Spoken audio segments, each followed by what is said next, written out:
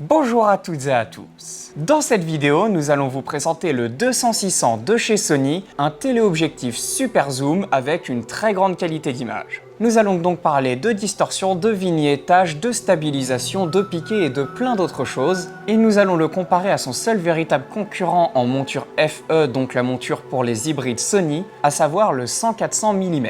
Donc sans plus attendre, c'est parti pour la vidéo.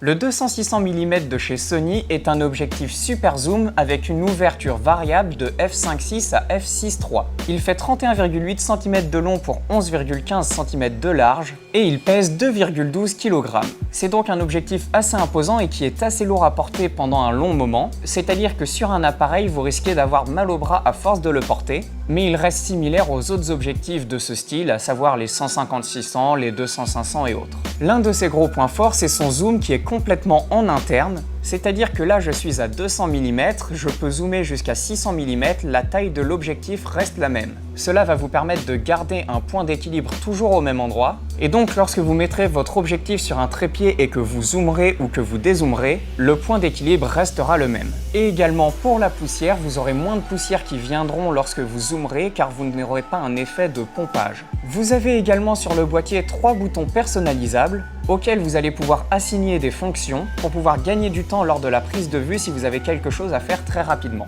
Également en ce qui concerne l'objectif, la mise au point est proche du boîtier et le zoom est plus loin. Ça veut donc dire que si vous avez l'habitude d'utiliser votre zoom, vous aurez un bon équilibre lorsque vous le porterez car votre main gauche sera assez loin par rapport à votre main droite. Par contre, si vous avez l'habitude d'utiliser la mise au point manuelle pour ajuster une mise au point en automatique ou autre, vous aurez un moins bon équilibre car vous serez plus proche du boîtier avec votre main gauche. Mais pour notre part, on l'a utilisé avec l'Alpha 7 III et dans beaucoup de situations, on n'a pas besoin d'utiliser la mise au point manuelle. C'est vraiment si vous allez vouloir chercher à avoir du flou d'avant-plan où l'appareil aura peut-être du mal à faire la mise au point sur la zone que vous souhaitez et là, il faudra aider l'appareil en assistant la mise au point en manuel. Et en ce qui concerne sa gamme, il est classé dans la gamme G de chez Sony. C'est juste en dessous de leur plus haut de gamme qui est le G Master. C'est donc une très bonne gamme d'optique. Comme on vous l'a dit, l'objectif a une ouverture variable, ça veut dire que l'ouverture va changer lorsque vous allez zoomer avec l'objectif. Mais c'est une très petite ouverture variable de f5.6 à f6.3. Donc contrairement aux autres téléobjectifs super zoom qui ont généralement une ouverture de f4.5 à f6.3 par exemple, là vous n'avez qu'un tiers d'IL ou un tiers de diaph de différence d'exposition. Ça veut dire que vous aurez un tout petit changement d'exposition lorsque vous changerez d'ouverture. Donc si vous avez l'habitude de toujours travailler à pleine ouverture, ce n'est pas un problème pour l'exposition. Avec un tout petit changement d'exposition sur votre fichier RAW, vous ne verrez même pas la différence de qualité. Et ce changement d'ouverture se fait donc à 301 mm. C'est-à-dire que de 200 à 300 mm, vous allez être à f5.6 et lorsque vous allez dépasser 300 mm, vous allez être à f6.3. L'objectif utilise un diamètre de fil de 95 mm.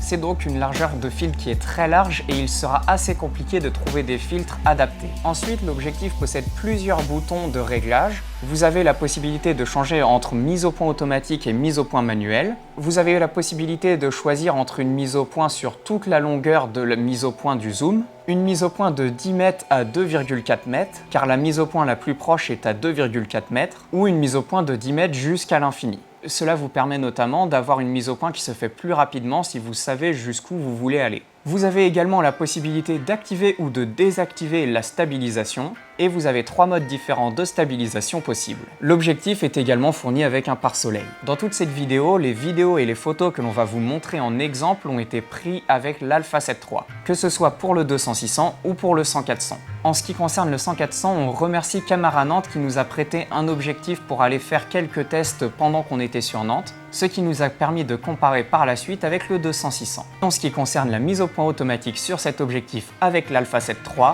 c'était très rapide et on n'avait aucun problème. Et c'est exactement la même chose avec le 100-400 mm. On n'a pas fait des tests de rapidité, mais on est vraiment très similaires sur les deux. En ce qui concerne la stabilisation, sur le 200-600, on a fait une photo à main levée à 1/80e de seconde, donc une vitesse d'obturation vraiment très lente pour ce type d'objectif. On était à 600 mm, donc au maximum du zoom, et on a un très léger flou que l'on peut voir en grossissant jusqu'au 1.1 dans Lightroom, mais si on prend la photo sans zoomer dedans, on ne voit pas du tout ce problème. En ce qui concerne le 100-400 mm, on n'a aucun problème sur la stabilisation également. On a fait une photo à 1/125e d'un héron qui ne bougeait pas, et là on n'avait pas du tout de flou dans l'image. Évidemment, si vous bougez, ça créera du flou, mais si vous êtes bien stable, il n'y aura aucun problème. Là, on était à main levée à la fois au 200-600 et au 100-400. Vous n'avez donc pas forcément besoin d'un trépied pour faire de la photo avec ces objectifs. Cependant, en vidéo, la stabilisation montre ses limites. Sur le 200-600 à 600 mm, l'image bouge trop à main levée pour être utilisée, mais généralement avec ce type d'objectif, on ne filmera pas à main levée, mais soit sur un trépied, soit sur un monopode.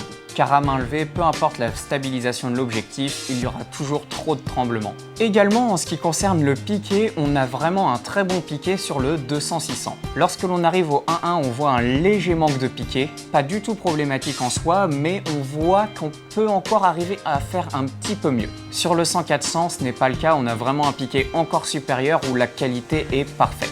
Donc ça va être l'une des principales différences entre les deux objectifs, c'est que le 100-400 sera plus piqué que le 200-600. Mais le 200-600 est tout à fait utilisable et même au 1.1, il reste de très bonne qualité. D'autant qu'on ne regarde jamais une photo au 1.1, c'est vraiment juste lorsque l'on traite la photo pour chercher les erreurs que l'on va faire ça. Ensuite, en ce qui concerne le vignettage, il y en a très peu sur le 200-600. Lorsque l'on regarde la photo brute, on ne voit pas le vignettage, c'est uniquement lorsqu'on le retire qu'on voit la différence. Et sur le 100-400, c'est pareil, mais il y a encore un petit peu moins de vignettage que sur le 200-600. C'est donc une des différences qui fait que le 100-400 est un G Master et le 200-600 est un objectif uniquement G. Ensuite, la distorsion, peu importe les longueurs de zoom, elle est très faible. C'est assez logique car on n'est pas sur des grands angles, donc on n'a pas de véritable problème de distorsion. Et donc ça ne posera véritablement aucun problème sur les deux objectifs. Certains objectifs ont encore moins de distorsion, mais honnêtement à ce niveau-là, c'est vraiment chercher la différence entre chacun, et si on ne compare pas, on ne peut pas le voir.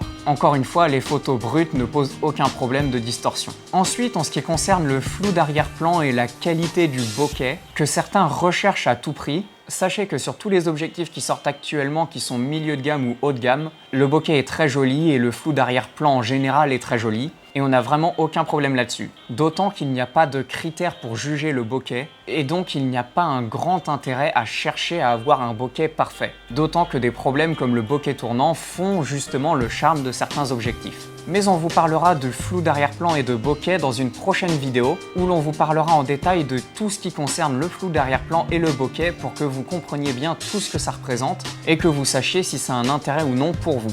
Et en ce qui concerne la prise en main, personnellement je la trouve très agréable, mais ça dépend de chacun et on vous invite à venir tester en magasin la prise en main de cet objectif avec votre boîtier pour savoir si elle vous convient ou non, car selon le boîtier, la prise en main sera différente et selon chaque personne, ça pourra aller ou non, notamment avec le poids. Mais sachez cependant que le 200-600 et le 100-400 sont les seules possibilités de téléobjectifs super zoom chez Sony. Sinon, il faudra adapter des objectifs et vous perdrez en qualité et en possibilité, notamment sur la mise au point automatique.